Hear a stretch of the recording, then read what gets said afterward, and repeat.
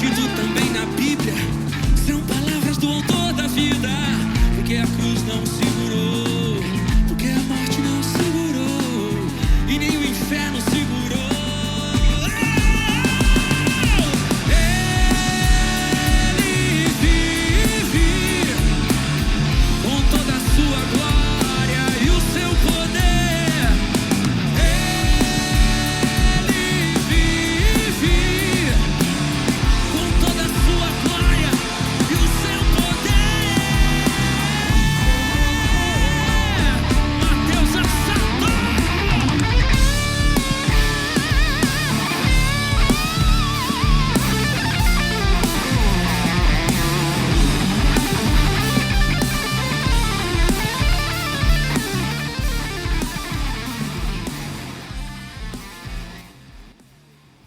Olá, meus irmãos, graça e paz.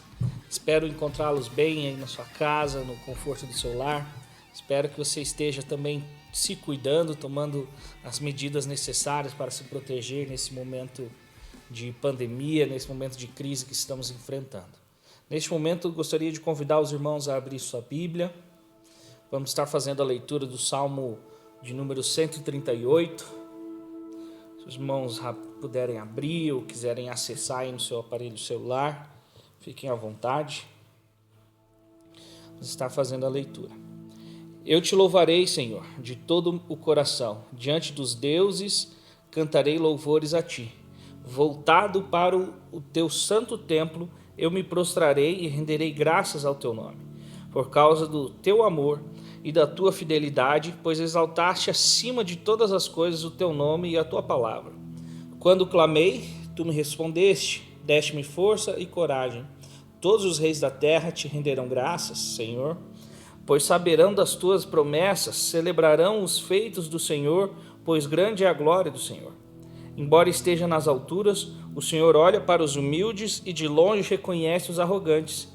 Ainda que eu passe por angústias, tu me preservas a vida da ira dos meus inimigos. Estende a tua mão direita e me livras. O Senhor cumprirá o seu propósito para comigo. Teu amor, Senhor, permanece para sempre. Não abandones as obras das tuas mãos. Vamos orar? Deus, somos gratos a ti porque tu és bom e tem cuidado de nós. Tem nos protegido nesse momento de crise. Tem estendido a sua mão sobre nossas vidas e tem nos livrado, tem nos curado, tem nos guardado. Muito obrigado por isso. Muito obrigado por providenciar esse meio de estarmos juntos, ainda que virtualmente, Pai. Mas é o que temos a fazer hoje. Estamos sentindo falta, Deus, de estarmos juntos, de estarmos louvando junto, cantarmos juntos. Mas sabemos que isso é apenas um período, um momento, e que depois do choro, Pai, vem a alegria. Depois de uma noite de trevas, vem o dia de luz. Muito obrigado por isso. E aguardamos ansiosamente para nos alegrarmos e para contemplarmos a luz da Tua glória. Em nome de Jesus, abençoa esse culto, essa mensagem, que a palavra que aqui será exposta seja realmente a expressão da Tua verdade, do Teu amor e daquilo que o Senhor quer que aprendamos nesse dia. Em nome de Jesus, continua nos abençoando. Amém. Meus irmãos, quero convidar os irmãos agora, vamos para a mensagem. Vamos abrir o Evangelho de Marcos, capítulo 4. Vamos trabalhar ele inteiro, vou expor ele inteiro hoje para vocês. Então vamos ler por partes e aí eu vou explicando ele, certo? É um texto bastante conhecido e creio que todos os irmãos conhecem, mas eu quero que os irmãos prestem atenção. Talvez vamos ressignificar esse texto para vocês. 4, verso 1. Novamente, Jesus começou a ensinar à beira do mar. Reuniu-se ao redor de uma multidão tão grande que ele teve que entrar num barco e assentar-se nele. O barco estava no mar, enquanto todo o povo ficava à beira da praia. Ele lhes ensinava muitas coisas por parábolas, dizendo em seu ensino: ouçam, o semeador saiu a semear, enquanto lançava a semente, parte dela caiu à beira do caminho, e as aves vieram e comeram. Parte dela caiu em terreno pedregoso, onde não havia muita terra, e logo brotou, porque a terra não era profunda. Mas quando saiu o sol, as plantas se queimaram e secaram, porque não tinham raiz. Outra parte caiu entre os espinhos, que cresceram e sufocaram as plantas, de forma que ela não deu fruto. Outra ainda caiu em boa terra, germinou, cresceu e deu boa colheita, a 30, 60 e até 100 por um. E acrescentou: aquele que tem ouvidos para ouvir, ouça. Até aí. É importante notar que Jesus vem numa caminhada de boas palavras para aquele grupo, e após ele esclarecer sobre a irrupção do reino, sobre o valor do reino, sobre a influência do reino, Jesus ensina como efetivamente esse reino seria fundado sobre a terra, em termos da entrada do homem no mesmo, e este é um processo descrito como semeadura. Por isso o tema central dessa parte, do capítulo 4 que acabamos de ler, é a semeadura do reino.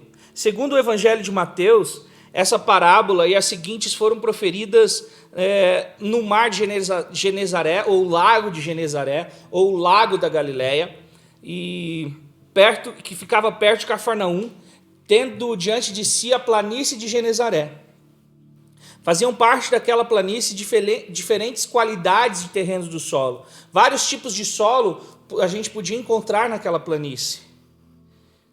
O barco servia Jesus como uma tribuna sacra, e dali ele podia proferir as suas palavras, podia proferir os seus ensinos sobre o reino de Deus.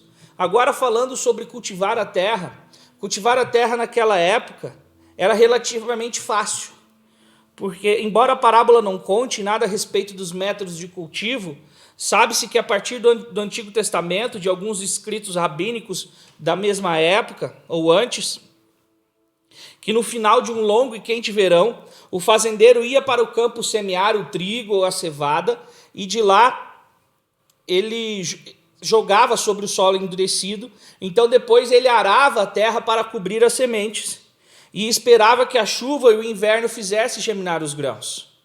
Há que se notar também que os grãos são igualmente bons em todas as cenas que Jesus relata, em todos os casos, e o labor e o trabalho daquele que está semeando também é o mesmo, ele não muda.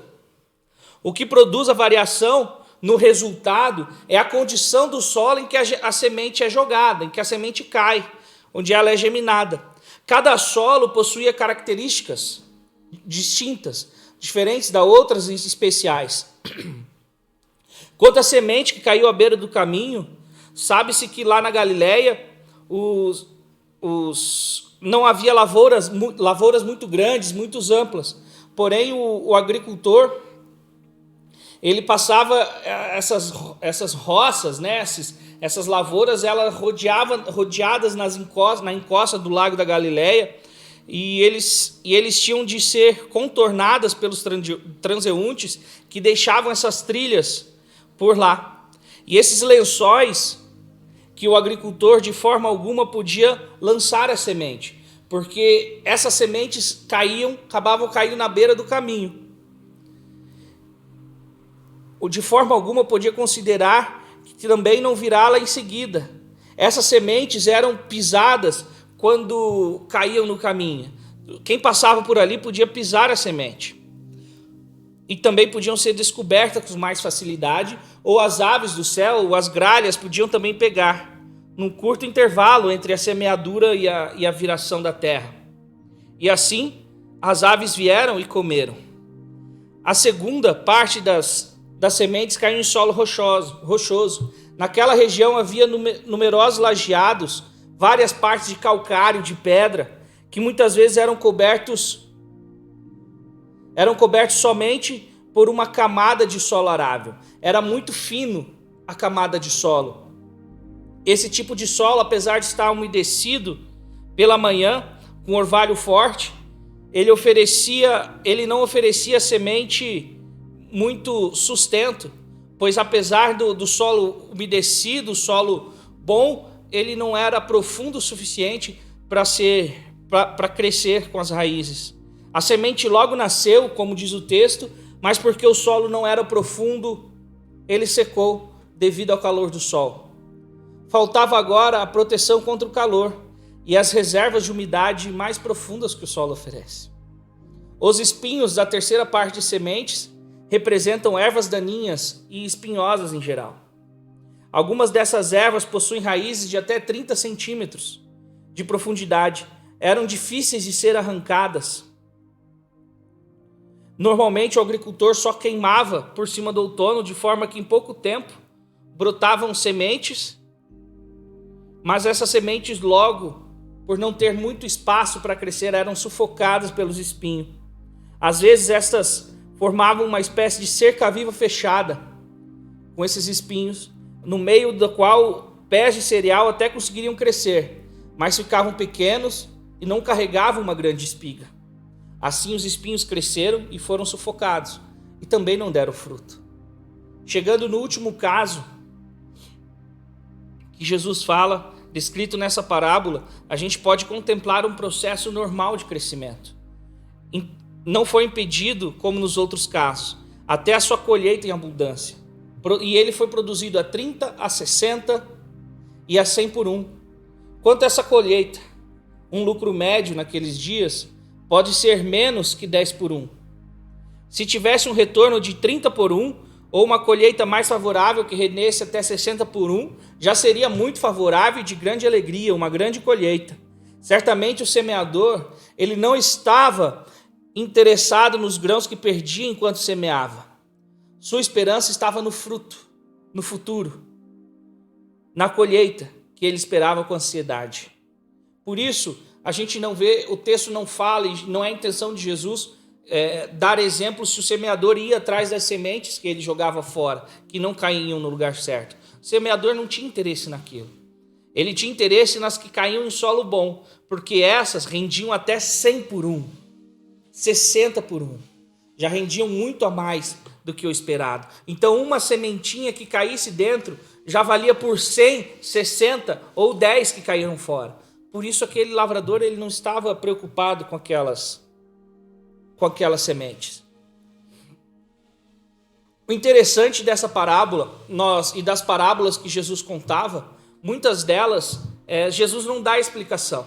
Ele não explica as suas parábolas, deixando que o leitor ou o ouvinte possa entender aquilo que ele fala. Por isso ele fala: aquele que tem ouvidos para ouvir, ouça.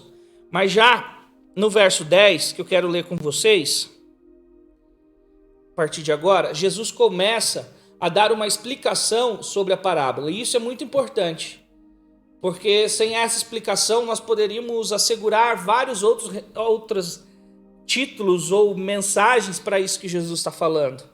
Mas vamos ler o que ele falou. Verso 10. Quando ele ficou sozinho, os 12 e os outros que estavam ao seu redor lhe fizeram perguntas acerca das parábolas. Ele lhes disse: a vocês foi dado o mistério do reino de Deus, mas aos que estão fora, tudo é dito por parábolas, a fim que, ainda que vejam, não percebam, ainda que ouçam, não entendam. De outro modo, poderiam converter-se e ser perdoados. Então Jesus lhe respondeu: vocês não entendem essa parábola? Como então compreenderão todas as outras? O semeador semeia a palavra. Algumas pessoas são como semente à beira do caminho, onde a palavra é semeada. Logo que ouvem, Satanás vem, retira a palavra nelas semeadas. Outras, como semente lançada em terreno pedregoso, ouvem a palavra e logo recebem com alegria. Todavia, visto que não têm raiz em si mesmas, permanecem por pouco tempo. Quando surge alguma tribulação ou perseguição por causa da palavra, logo a abandonam. Outras ainda, como semente lançada entre os espinhos, ouvem a palavra, mas quando chegam as preocupações dessa vida, o engano das riquezas e os anseios por outras coisas, sufocam a palavra, tornando-a infrutífera. Outras pessoas são como a semente lançada em boa terra, ouvem a palavra, aceitam-na e dão uma colheita de 30, 60 e até 100 por um. Essa é a vantagem desse texto, de Marcos capítulo 4. Nessa parábola, Jesus dá a explicação. E essa é a interpretação que Jesus dá. A semente é a palavra de Deus. Os da beira do caminho são aqueles que ouvem a palavra, mas não compreendem. também podemos ver um lado disso lá em Mateus 13, 19. Vem Satanás e pega o que foi semeado no coração, para que não possam suceder crendo, mas que sejam salvos. Crendo e sejam salvos. Os de solo rochoso são aqueles que ouvem a palavra, a recebem com alegria, mas por não terem raiz em si mesmos, são de pouca duração, creem somente por pouco tempo. Quando chega angústia, perseguição, provação, eles são, por causa da palavra, eles se escandalizam e logo são desviados. Os de solo espinhoso são aqueles que ouvem a palavra, mas o cuidado com o mundo, a fascinação das riquezas, as ambições e os deleites da vida sufocam a palavra, ficando infrutífera, e seus frutos não chegam a amadurecer. Já os da boa terra, que ouvem a palavra, compreendem e retêm aquilo de bom coração, esses frutificam com perseverança. Produzem 30, 60 e 100 por um. Para que essa verdade produza efeito, depende do estado espiritual dos ouvintes. A parábola, às vezes, é chamada de parábola dos terrenos, porque ilustra os diversos estados do coração que se encontram os homens e que chegam à mensagem do Evangelho. A parábola do semeador foi contada para mostrar a origem, o desenvolvimento e a progressão do reino pela ação da palavra. Apesar de todos os obstáculos, pode-se concluir que a inauguração do reino de Deus foi dada por Jesus e pelo Messias. Já aconteceu. Na verdade, só podem aceitar aquele cujos corações foram preparados para recebê-la. Exatamente como as sementes podem resultar em boa colheita somente quando semeadas em terreno preparado para a fertilização. Este é o ponto essencial da parábola do semeador. Somente darão entrada no reino aqueles que tiverem a palavra semeada e frutificada em seu coração. Aqueles que somente ouviram e ficarem à beira do caminho não entrarão e não participarão desse reino que foi iniciado por Cristo. O reino de Deus que foi iniciado com Cristo. Esses ficarão de fora. Não participarão desse reino. No meio da conversa, dessa explicação, Jesus começa a falar sobre uma candeia. Vamos ler agora a partir do verso 21.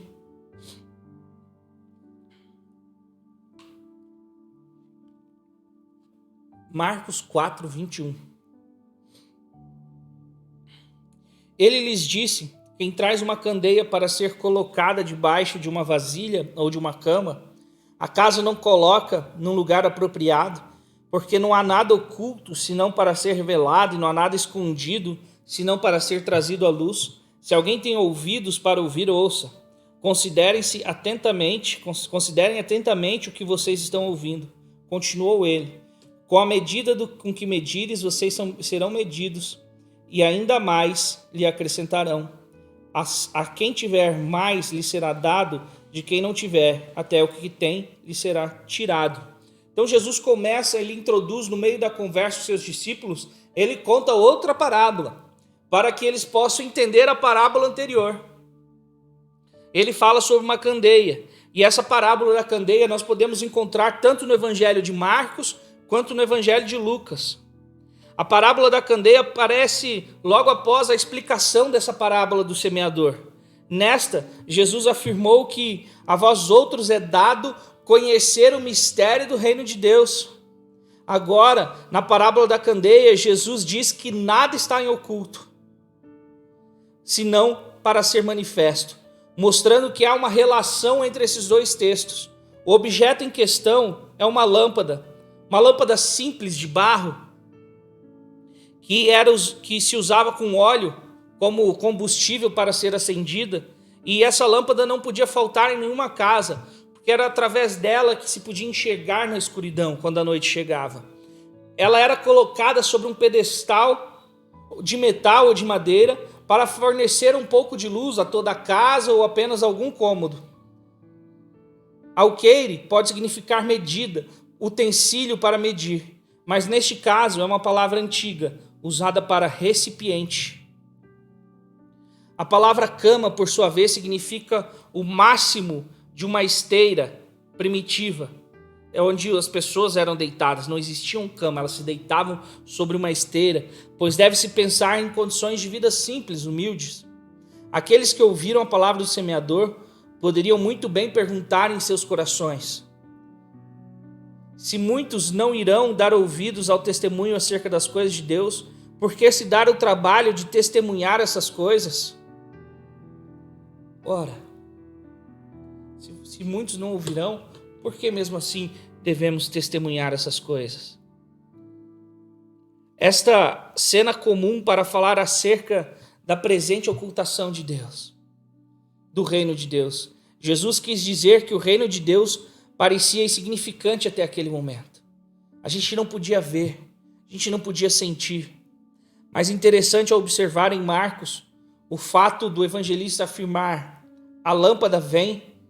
Esta vinda misteriosa da lâmpada é como se fosse uma pessoa. A candeia vem para dentro do quarto escuro, naturalmente para ser colocada dentro de um recipiente ou de um alqueire, pois apaga-se uma luz encobrindo-a com alqueire ou até debaixo da cama. Não se faz isso. A candeia tem que ir para o velador, tem um lugar específico para ela. Nós colocamos ela dentro desse castiçal. Importante na pergunta de Jesus é que o destaque da intenção é repetido na segunda parte da pergunta mais 2 vezes, na explicação subsequente. Meus irmãos, a luz, a candeia é colocada dentro do quarto para que seja iluminada. Jesus veio como luz para esse mundo, para que o reino de Deus seja manifesto e a sua luz ilumine o reino de Deus e possamos enxergar agora a manifestação do seu reino. Assim como a água cobre o fundo do mar, sem deixar de fora um único trecho, a realidade de Deus, a graça de Deus, a glória de Deus preencherá todo o universo. O tempo no solo escuro é essencial para o grão, se quiser um dia balançar a luz do sol, a espiga carregada. O reino de Deus começa a partir daquele momento realmente a se manifestar com a chegada de Cristo na terra, com a vinda de Cristo na terra. O reino de Deus começa a se manifestar e possamos, através de Cristo, através das suas palavras, possamos enxergar que o reino de Deus se manifesta a partir disso. Possamos enxergar ou vislumbrar a chegada do reino de Deus nessa terra, porque Jesus veio para mostrar, para revelar aquilo que o Pai queria para nós. Depois de falar sobre a candeia, e para que os seus discípulos, os ouvintes e leitores entendam que ele é esta candeia que ilumina as trevas, para que o reino de Deus seja restabelecido, seja enxergado e seja vivenciado, experimentado por nós, Jesus se volta mais uma vez para a semente e volta a falar daquela semente. Verso 26. Ele prosseguiu dizendo: o reino de Deus é semelhante a um homem que lança semente sobre a terra. Noite e dia, estando ele dormindo ou acordado, a semente germina e cresce, embora ele não saiba como. A terra por si própria produz o grão, o primeiro o talo, depois logo a espiga, então o grão cheio de espiga. Logo que o grão fica maduro, o homem lhe passa a foice, porque chegou a hora da colheita. Novamente ele disse: como que compararemos o reino de Deus? Que parábola usaremos para descrevê-lo? É como um grão de mostarda, que é a menor semente que se planta na terra. No entanto, uma vez plantado, cresce e se torna uma das maiores plantas, com ramos tão grandes que as aves do céu podem abrigar-se à sua sombra. Com muitas parábolas semelhantes, Jesus lhe anunciava a palavra, tanto quando podia receber. Não lhes dizia nada, sem usar alguma parábola. Quando, porém, estava a sós com seus discípulos, explicava-lhes tudo. Temos aqui uma parábola peculiar a Marcos, omitida pelos demais evangelistas. Isso quer dizer que só encontramos essa parábola nesse evangelho de Marcos. E que o caráter sobrenatural do reino de Deus, segundo a harmonia dos evangelhos, a parábola da semente está inserida imediatamente após a candeia. Supramencionada e vem reforçar a mesma verdade. A identidade do semeador e do ceifeiro não deve ser um problema, pois não é a intenção de Jesus falar do semeador, e nem falar daquele que faz a colheita, pois a mensagem da parábola tem a ver com a atividade do reino, e não com a identidade do semeador. A parábola fala do semeador sem demonstrar qualquer interesse em sua identidade. Um homem lançou as sementes na terra. Não é possível ser mais geral que isso. É evidente que a parábola não tem seu cerne nessa pessoa. Não é objetivo dela falar da pessoa que lança as sementes na terra. O fato de um homem semear essas sementes não significa outra coisa a não ser que a semente é lançada. A figura do homem está presente nessa parábola apenas para dizer que a semente foi lançada. O sono e o despertar do semeador quer dizer que o homem não pode contribuir para o crescimento da semente. Seria errado pensar aqui que se está diante de um exemplo de um agricultor preguiçoso, um semeador preguiçoso, indiferente com a semeadura. Acontece exatamente ao contrário. Ele é indiferente com a semente. Aquilo de que precisa agora, que é o crescimento, é Deus quem dá. A partir do momento que o lavrador joga a semente e ele ara a terra, ele não pode fazer mais nada. Ele espera que Deus agora faça o seu trabalho e dê vida e dê crescimento à semente. A semente germina e cresce, não sem Deus, mas sem o agricultor. Não só sem sua ajuda, mas sem até seu conhecimento. Não sabendo como diz o verso 27. O ministério do crescimento deixa os agricultores, os estudiosos, até hoje um pouco perturbados. Mesmo com todo o moderno conhecimento. Porém, os secretos processos da natureza nos deixam intrigados. Este crescimento secreto e misterioso do reino no coração e na vida é o ponto central dessa parábola, dada somente por Marcos. Como o reino cresce dentro de você. É isso que a parábola quer dizer. Como o reino germina dentro de você para que dê frutos. É isso que Jesus está explicando.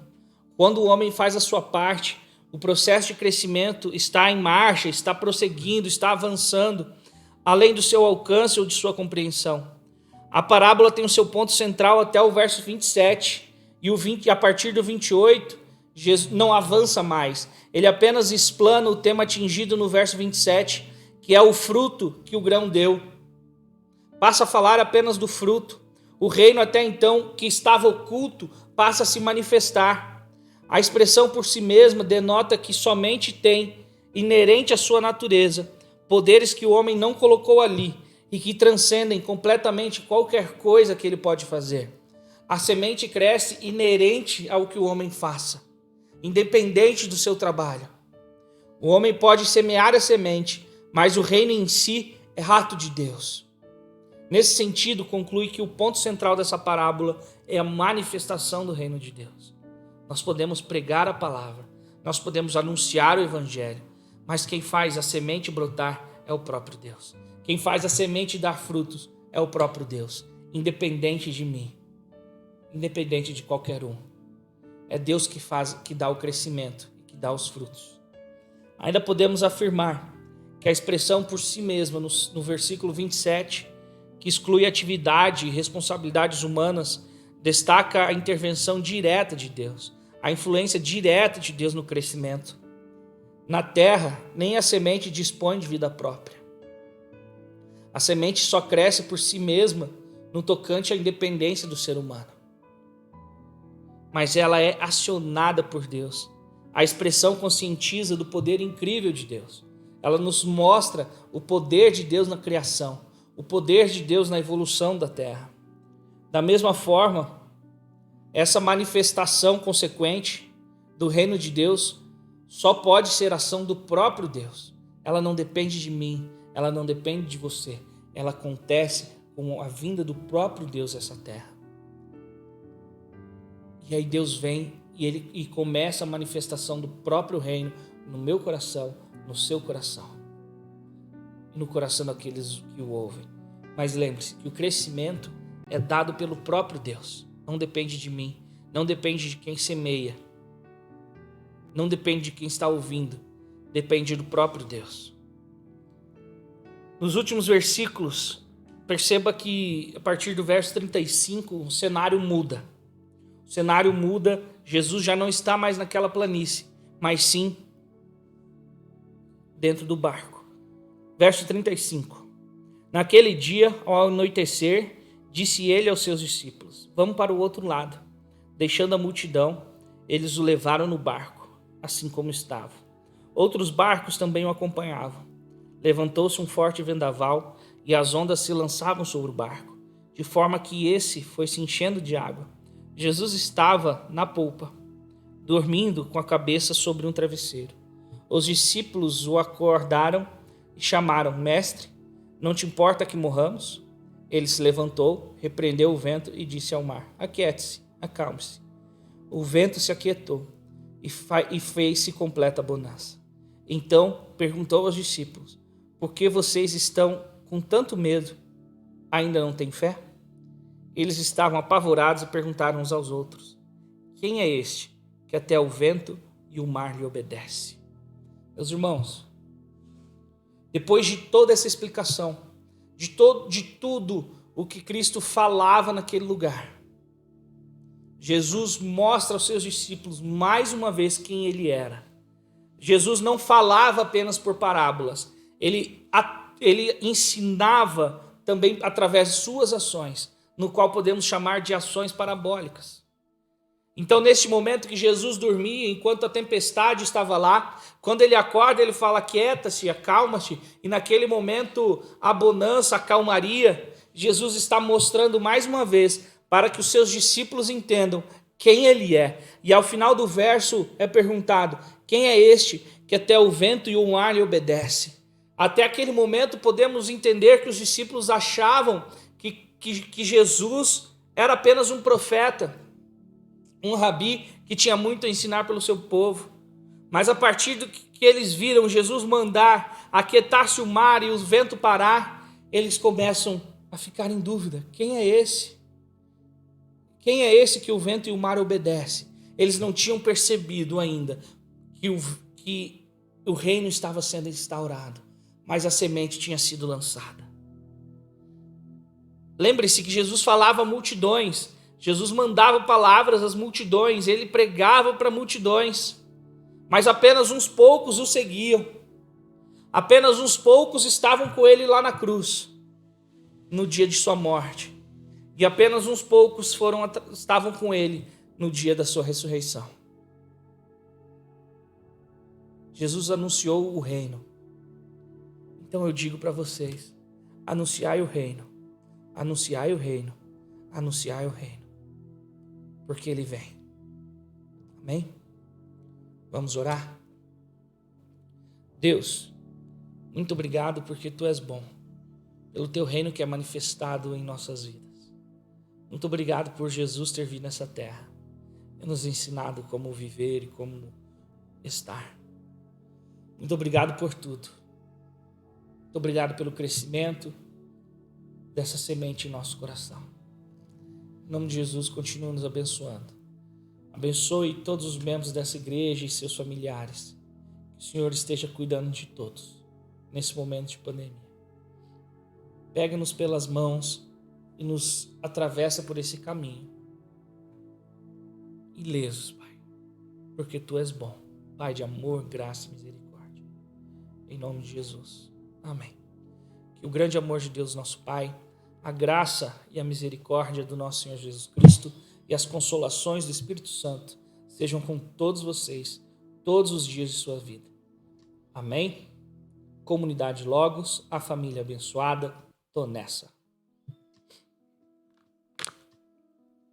Espírito Santo de Deus,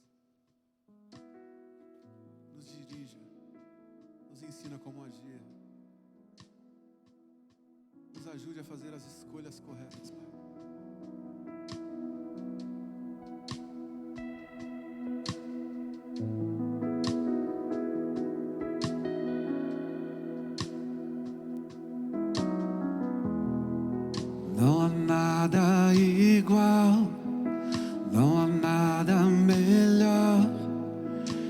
que se compara à esperança viva.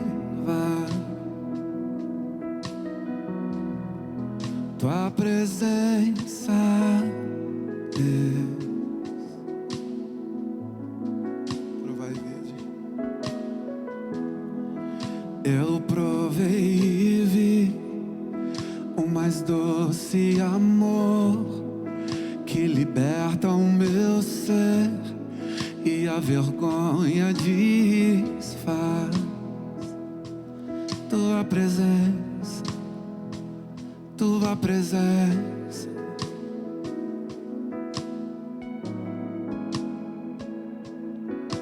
Santo Espírito, és bem-vindo aqui. Vem inundar, encher este lugar.